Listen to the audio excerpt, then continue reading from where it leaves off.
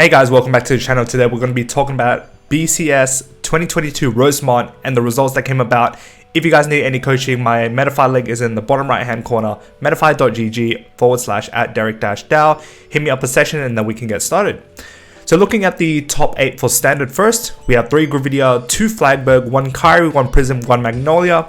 I think the one dominating deck is Gravidia, but I think overall, we see a huge widespread of decks. We definitely saw different distributions, maybe not in the Gravidia, but definitely in some of the other decks for Germany, and then obviously, the previous BCS events as well. And I guess looking into the top 4, this is very interesting because I think the other US regional, if I wasn't mistaken, Georgia, first and second place was Tegria, and then here is first and second place with Flagberg. So James Zuniga with Flagberg, and then second was Gasha Dokuro, so he's one of my Metafy students coming second place. Congratulations, my man, for making it to Worlds. I'm really proud of you. All the hard work has paid off. Third was Daniel Chen with Gravidia, and then fourth place was Alex Kramer with Kyrie. Just looking into some of the decks, so the first one is Flagberg, and this one has a congratulations promo. Interesting, very interesting. So yeah, this is the standard Flagberg line. No Zorga ride line with like heavy orders. I think this is a very straightforward, honest deck. I think it's a deck that people will pilot in terms of Flagberg, the best as it gets.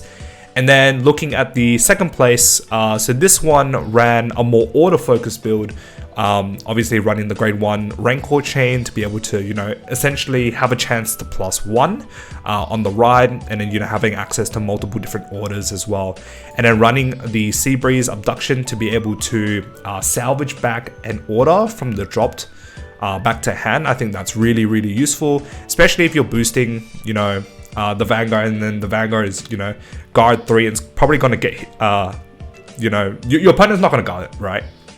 So the fact that the on hit just salvages an extra card, whether that card is used for PG, used as a discard cost for something, it just makes Flagberg a little bit more advantage oriented in terms of what it can have in hand. So other than that, I think the deck itself just runs really well with what it has. Ascendance Assault, Inlet Pulse. I think those are the only 2 attackers, and then you have your prize Trident. But other than that, I guess you look at your Nectar to kind of boost up one of your units and then just make it big. But otherwise, heavily relying on the Ascendance Assault and the Inlet Pulse. And then we do have the 4th place Kyrie. So this one, as simple as it gets, Cardfight Kyrie with the Friends engine, draw a bunch, call a bunch, gains 5k for each unit called, and then, each new unit called gains 5k, and then just bash. So yeah, very strong deck, very consistent deck, and I think this is one of the decks that going through 8 rounds, 9 rounds, or however many rounds of Swiss, I think this is a very good deck to bring. Jumping into V. Now, we did see for BCS Germany, it was 6 Gear Chronicle. And now, just a little bit more balance, 1 less Gear Chronicle, but still seeing an abundance of Steam Maiden. So we can definitely see Steam Maiden is having such a massive impact in V. So 5 Gear Chronicle, 2 Gold Paladin, and 1 Bermuda Triangle, which is Lupina Melody.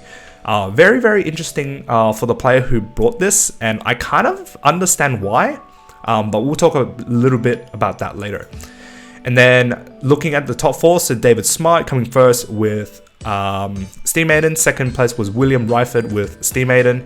Third was Paul Ellis with Gurgwit, and then fourth place was Dutton Sooth with Lupina Melody. So just speaking on the Lupina Melody, I think the mentality going into a room full of Steam Maiden is to high roll them, because you're essentially on a time bomb, so to say, because if they drop a piano or the Colossus, then it gets really hard to guard.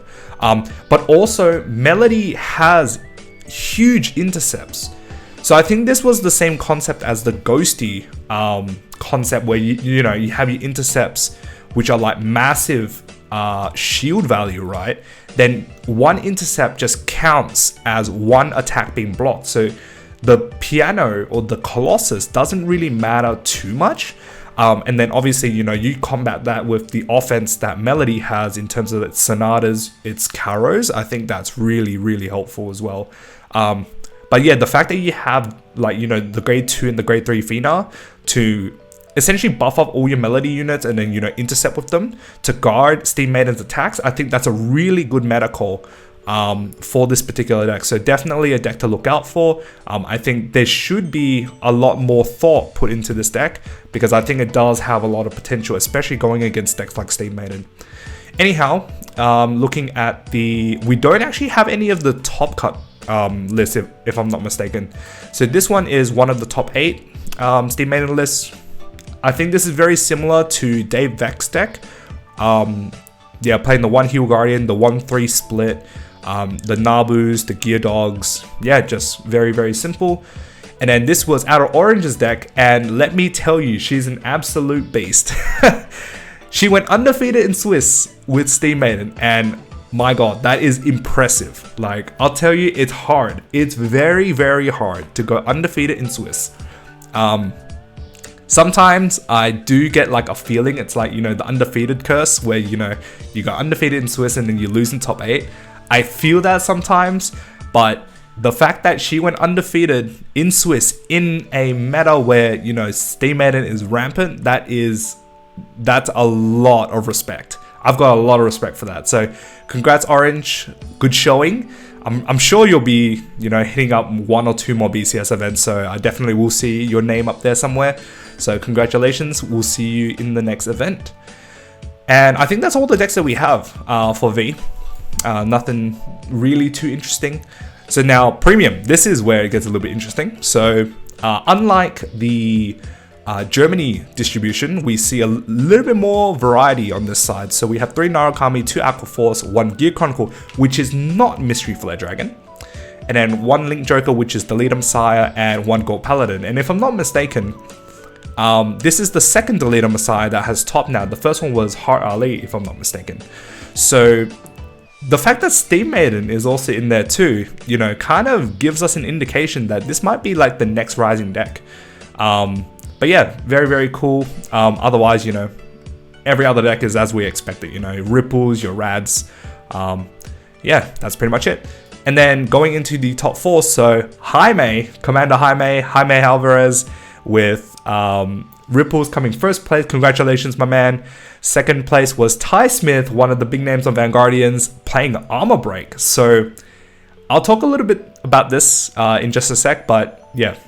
Third place was Ricky Lou with Eradicators, and fourth place was my boy Albert, WCC Albert. Unfortunately, he came fourth. Really, really unlucky. Was so close to a Worlds invite, but it's alright, man. You did well. You did well. So, going back to the Armor Break, this is actually a pretty crazy card, because if you think about it, right, if you go into a room of Ripples, then they generate a bunch of excels, and then this guy just gets big with multiple crit based on however many empty front row you have. So if they generate like 5 excels, this is gonna get like, you know, plus 50, plus 60k, and then you have the guy with no sentinels, so it becomes essentially unguardable. Pretty much D-police. So if you're not running, you know, stuff like Rolox or anything that has like free PGs, then this guy is like super hard to guard. So yeah, that's a pretty cool adaptation for the metagame. And I think, you know, just Eradicators in general, if it goes into like Mystery Flare, then if Mystery Flare fails to kill you, you just go into Stunverse and then call it a day. So yeah, very, very cool showing. I think this is what I expect in the current meta at the moment. Hopefully this changes with the English ban list, but yeah, we'll just have to wait for that. We have a few decks. So this is the top 8 Steam Maiden. Yeah, you essentially get a Steam Maiden V deck and then just slam a bunch of stuff in from the Revival selection like TikToks, and yeah, you have a deck. Yeah, very, very cool. So that's Steam Maidens, and then we also have the top 8 Rads. So this one ran Virina, the Virina package with the jump engine in Draconic Descendant, and then running Bobos as well. I guess it's to jump off the limit break. So if someone gates you at like 3 damage, then you can jump from 3 to 4. Otherwise, you know, everything is good here. You have your Exterminates, your Stunverse, that's pretty much all you need. So yeah, that's one of the red lists, and then this is the Deleted Messiah list. So I think we saw a similar variant in one of the other, I think it was Houston. Oh no, it wasn't Houston, maybe Georgia, I think, Georgia.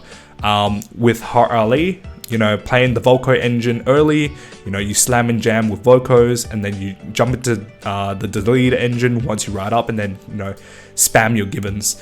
So yeah, very, very interesting list. The fact that we see 2 deleted messiahs, you know, something's going on, So yeah, very, very cool.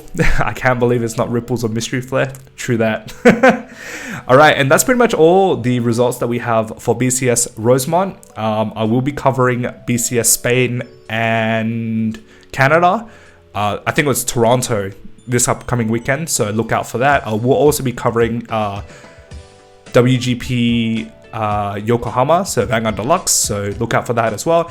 If you guys like this video, hit a like, comment down below what you guys think of these results. If you haven't subscribed already, press the subscribe button, and I'll see you guys in the next video. Peace.